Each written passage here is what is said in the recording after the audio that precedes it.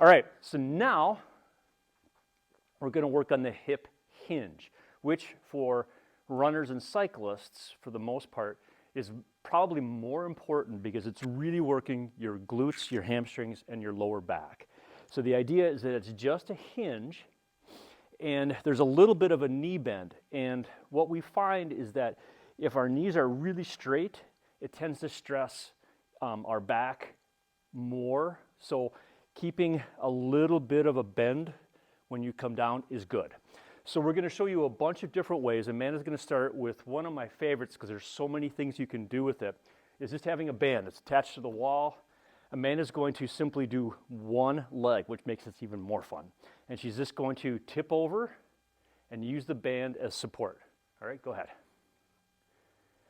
I don't know, whichever you choose. Okay.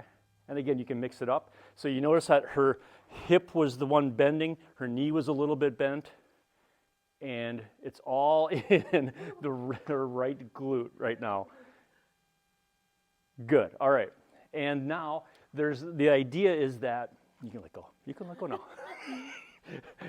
The idea is that not only are you working that glute muscle, but you're also working all the stabilizers in your ankles and around your knees just to hold up, plus you're having to use your core muscles. All right, so this is one where you can load up the weight a lot more. And this is a traditional both leg Romanian deadlift or a straight leg deadlift.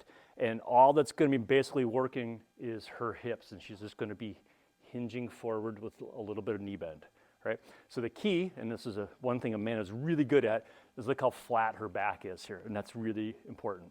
Good. So basically, it's like your hips are on a countertop. What? Horizontal plane, yes. They're pushing back, and then they're coming forward. Okay, go ahead. Ooh, that's two, but they're going back and forth. Good. All right, now we're going to adjust this where she's just going to have one hand. And again, just like in the deadlifts, it's going to mess up what you're doing with your torso. Okay, go ahead. So now she's got to work a lot harder in her torso to keep it upright. Good. And good. All right, now we're going to mess it up even further by doing this with one leg.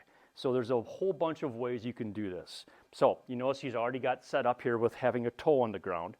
What we're going to start with, though, is just a staggered step. So her toe will be on the ground, but for the most part, there's balance back here. The next progression is to have your toe basically on, so there's very little balance. Then you start bringing your foot up in the air. Okay, we're just going to do this with both hands. Okay, so now you see it's all in her left hip right now. Okay, go ahead. Perfect stance. Okay, let's do one more of those. All right, now just come on your tippy toes. There you go. What was that? Getting a little tired?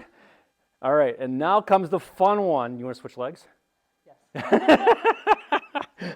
And now comes the fun one where she's going to take this leg off the ground.